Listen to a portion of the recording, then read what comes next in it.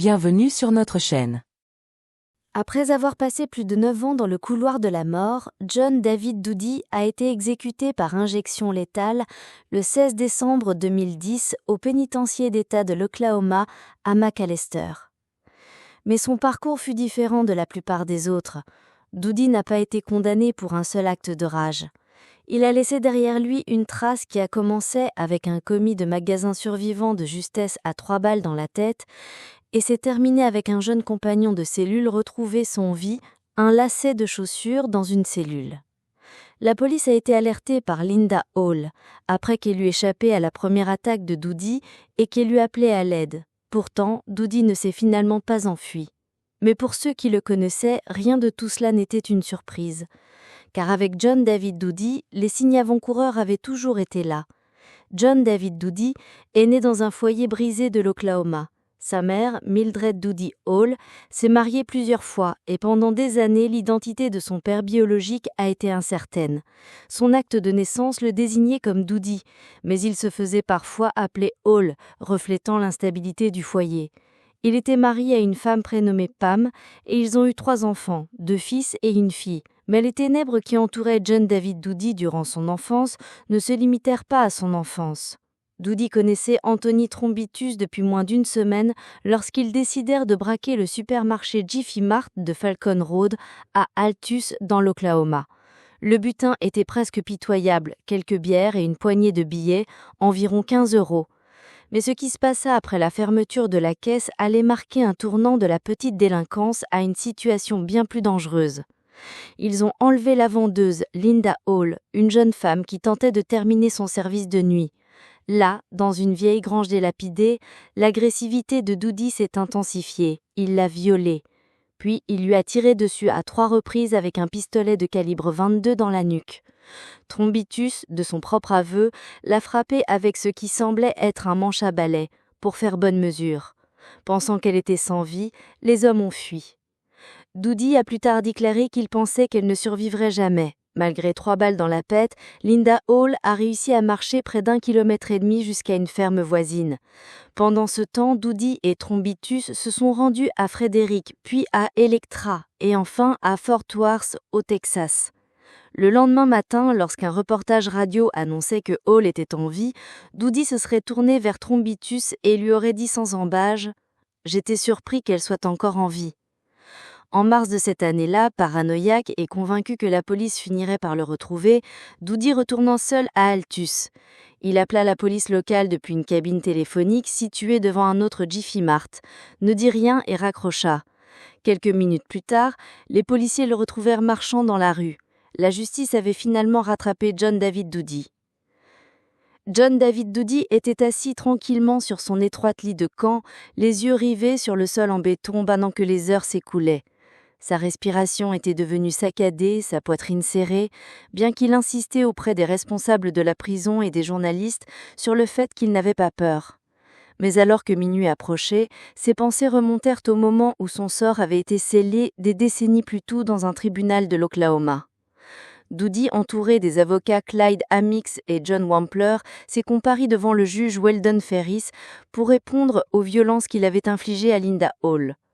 À la barre, il a insisté sur son absence de véritable casier judiciaire, juste quelques contraventions, et a affirmé qu'il pensait qu'il pouvait encore être réhabilité si on lui en donnait la possibilité. Il avait bu 2 jours d'affilée avant de commettre l'acte, et c'était lui qui avait tout planifié. Il n'a pas rejeté la faute sur les autres, ni imploré de la clémence. Doody a été condamné à la réclusion criminelle à perpétuité pour vol, violation et tir avec intention d'attenter à la vie, plus 20 ans de prison de plus. Ce qui a véritablement stupéfié les responsables prisonniers et les procureurs ne fut pas seulement les crimes perpétrés par John David Doody avant son incarcération, mais également le chaos qu'il a continué à semer après son incarcération au pénitencier d'État de l'Oklahoma. De l'avis général, l'agressivité à l'intérieur semblait au point d'être délibérée. Comme si Doody avait décidé que s'il ne pouvait vivre libre, il forcerait l'État à le tuer. Le premier incident majeur était arrivé à 11h30 le 8 avril 1979, à peine 1 an après le début de sa condamnation à perpétuité. Doody se trouvait à l'unité médicale pour ce qui semblait être un examen routinier lorsqu'il s'est soudain saisi d'une paire de ciseaux et a pris 8 membres du personnel en otage. Pendant des heures, il n'a émis aucune exigence claire, maintenant l'infirmerie dans un silence tendu. Une fin plus tard, il laissa également partir l'infirmière Virginia Nelson, ne laissant sous sa garde que le psychologue de la prison, Jim Fenwick. Fenwick a réussi à convaincre Doody de venir dans son bureau pour lui parler. Après près de 5 heures de négociations silencieuses, Doody a fini par se rendre. Au cours des années qui suivirent, Doody accumula les infractions disciplinaires comme d'autres détenus, prenant à plusieurs reprises des otages, harcelant les gardiens et se livrant à de fréquentes altercations violentes. Plus tôt cette semaine-là, les autorités pénitentiaires avaient placé un nouvel détenu dans sa cellule, Curtis Wise Jr., 22 ans. Wise purgeait une peine pour une série d'actes non agressifs, cambriolage, vol et participation à la délinquance d'un mineur. Si Wise acceptait de se laisser ligoter, Doody simulerait une prise d'otage, espérant ainsi se faire transférer dans une unité de sécurité supérieure. Il n'avait jamais soupçonné les véritables intentions de Doody. Une fois les mains et pieds de Wise attachés dans son dos, Doody serra un lacet de chaussures autour du cou du jeune homme jusqu'à ce qu'il cesse de respirer. Puis il s'assit et écrit une lettre adressée à Marie, la mère de Wise. « Alors que vous recevrez cette lettre, vous saurez déjà que votre fils est parti. Je le sais maintenant, car je lui ai ôté la vie il y a 1 heure. » Il s'est dit qu'il voulait une nouvelle peine, car il ne savait pas qu'il ne serait jamais libéré sur commission de peine, et que la vie derrière les barreaux était devenue insupportable. « Je ne fais ça que pour une peine », a-t-il avoué par écrit. Avec toute ma mauvaise conduite ici, je n'obtiendrai jamais ma libération conditionnelle. J'ai ôté la vie à un autre détenu, pris des otages à 3 reprises, harcelé un gardien et bien d'autres choses trop nombreuses pour être mentionnées. Il est évident que John David Doody n'attendait pas sa libération. Il la manigançait. Un acte brutal après l'autre, il forçait l'État de l'Oklahoma à lui accorder la seule chose qu'il désirait plus que sa liberté, une date de condamnation. Le bruit à l'intérieur de l'unité H s'était réduit à un bourdonnement tandis que les agents de la garde des morts effectuaient leur dernière ronde. John David Doody était assis au bord de son lit de camp à ossature d'acier, les coudes posés sur les genoux, les mains jointes, comme dans une contemplation silencieuse. Il avait passé plus de 9 ans à attendre ce jour, à le réclamer avec insistance, et maintenant qu'il était arrivé, il semblait presque soulagé. Ses pensées se reportèrent au moment où il avait littéralement demandé à l'État de lui ôter la vie. Le 4 juin 2002, quelques mois seulement après avoir mis fin à la vie de Curtis Wise, d'un lacet de chaussures, dans sa cellule, Doody s'est présenté devant le tribunal de district du comté de Pittsburgh et a fait ce que peu d'accusés font, il a exigé sa propre peine. Ignorant les conseils de ses avocats, il a demandé au juge Stephen Taylor de plaider coupable sans défense et de le condamner. Le juge n'avait pas l'intention de se précipiter. Des évaluations psychiatriques ordonnées par le tribunal ont d'abord été réalisées au Centre de santé mentale communautaire Cal Albert et à l'hôpital d'État de l'Est de l'Oklahoma.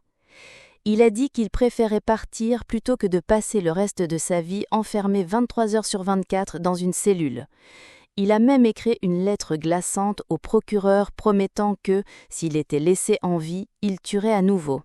C'est Mary Wise, la mère de Curtis Wise, qui a tenté une dernière fois de l'empêcher d'obtenir exactement ce qu'il désirait. Il devrait s'asseoir dans cette cellule face à ces 4 murs et réfléchir à ce qu'il a fait pendant le reste de sa vie. Et j'espère et je prie Dieu que tu vives jusqu'à 110 ans, car c'est le temps que je veux que tu réfléchisses à ce que tu as fait. Qualifiant Doody de cas d'école justifiant la peine la plus lourde, il le condamna à l'injection létale.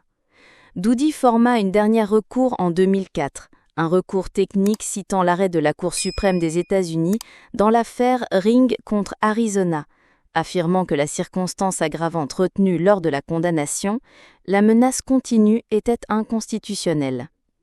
La Cour d'appel pénale de l'Oklahoma a rejeté cette requête, soulignant que Doody n'avait jamais avancé cet argument lors du procès.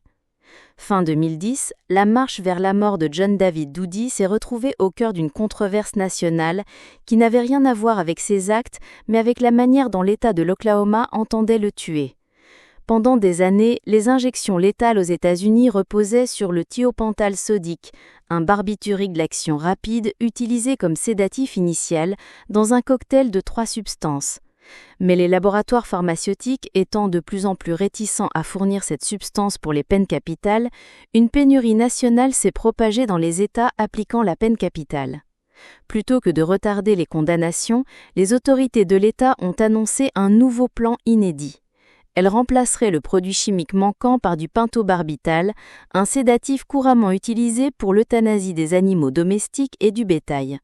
L'État a fait valoir que ces statuts n'exigeaient que l'utilisation d'un barbiturique d'action rapide et que la loi offrait suffisamment de souplesse pour procéder à cette substitution sans approbation législative.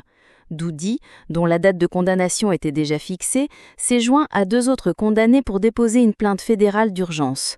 Leur argument était simple, le pentobarbital n'avait jamais été utilisé sur un être humain dans le cadre de peines prononcées par l'État, et personne ne pouvait garantir son efficacité dans ce contexte. Si la substance ne parvenait pas à endormir correctement le prisonnier avant l'injection des agents létaux, il prévenait que cela pourrait entraîner une mort horrible, pleinement conscient, paralysé et dans d'atroces souffrances. Les 2 camps ont fait appel à des experts médicaux renommés. Un anesthésiste de la faculté de médecine de Harvard a témoigné en faveur de Doody, affirmant que le pentobarbital pourrait ne pas bloquer complètement les signaux de douleur et comporter un risque important de laisser le condamné dans de terribles souffrances. L'Oklahoma a répliqué avec un professeur d'anesthésiologie de l'Université du Massachusetts à Amherst qui a soutenu que la dose massive prévue par le département des services correctionnels, 5 grammes, serait largement suffisante pour provoquer une profonde inconscience et un collapsus respiratoire en quelques minutes. Même les fonctionnaires pénitentiaires et les analystes de la peine capitale ont admis qu'il était maintenant évident. Aucun État américain n'avait jamais utilisé de pentobarbital pour ôter la vie à un prisonnier. Le 14 juin 2010, la Cour d'appel des États-Unis du 10e circuit a rendu sa décision. Dans une décision unanime rédigée par la juge en chef Mary Bakery-Schoyce et soutenue par les juges Jerome Holmes et Neil Gorsuch, la Cour a confirmé le droit de l'Oklahoma à poursuivre. Ils ont souligné que le témoin de l'accusation avait une expérience clinique nettement plus approfondie de l'utilisation du pentobarbital et n'avait trouvé aucune preuve que son utilisation violerait l'interdiction constitutionnelle des peines cruelles et inusitées. Doody a fait appel devant la Cour suprême des États-Unis. Avec cette dernière décision, toutes les portes juridiques se sont fermées. John David Doody se dirigeait vers le brancard. John David Doody était assis bien droit au bord de sa couchette, les mains vaguement entrelacées sur ses genoux, son unique œil visible fixait calmement le mur du fond. Cette posture surprit certains gardes, plus posés que la plupart des hommes à quelques heures de leur condamnation. Mais Doody avait passé près de 9 ans à attendre ce jour, à le façonner même par l'agressivité lorsque sa condamnation à perpétuité ne le satisfaisait plus. Il a mangé doucement, consciencieusement, s'essuyant la bouche avec une serviette comme s'il avait tout son temps. Les gardes escortaient Doody, enchaîné le long du couloir, lui adressant des signes au passage des points de contrôle. Lorsqu'on lui demanda ces derniers mots, il regarda la vitre qui le séparait des témoins et s'adressa à la mère de Curtis Wise, absente. « J'espère qu'un jour tu pourras me pardonner, » dit-il, d'une voix ferme, « non pas pour moi, mais pour toi. » Dans la salle des témoins se trouvaient des journalistes, ses avocats, ainsi que son frère et sa belle-sœur. Le premier fut le pentobarbital. Une première dans l'histoire des États-Unis que cette substance était utilisée dans le cadre d'une peine. Tandis que les produits chimiques pénétraient dans son organisme, Doody murmurait sans cesse, doucement, mais clairement, « Merci Seigneur ». 3 minutes plus tard, son cœur cessa de battre. Il fut la dernière personne condamnée aux États-Unis cette année-là. Il laissait derrière lui 2 fils, une fille et plusieurs petits-enfants dans une affaire qui allait bientôt devenir tristement connue au-delà des murs de la prison. Pour Mary Wise, ce n'était pas un soulagement. Elle avait déclaré au tribunal des années plus tard « Je ne crois pas qu'il devrait avoir le choix. Il devrait s'asseoir dans cette cellule, face à ces 4 murs et réfléchir à ce qu'il a fait pendant le reste de sa vie. Et j'espère et je prie Dieu que tu vives jusqu'à 110 ans, car c'est le temps que je veux que tu réfléchisses à ce que tu as fait. » Le 16 décembre 2010, l'Oklahoma a exécuté la peine de Doody. Pour Mary Wise, la perte de son fils restait gravée dans sa mémoire. Merci d'avoir regardé. J'espère que cet épisode vous a plu. Si c'est le cas, n'oubliez pas de cliquer sur le bouton « J'aime » et de vous abonner si vous voulez en entendre davantage. Pouvez-vous nous dire dans les commentaires où vous vivez et quelle heure il est dans votre pays?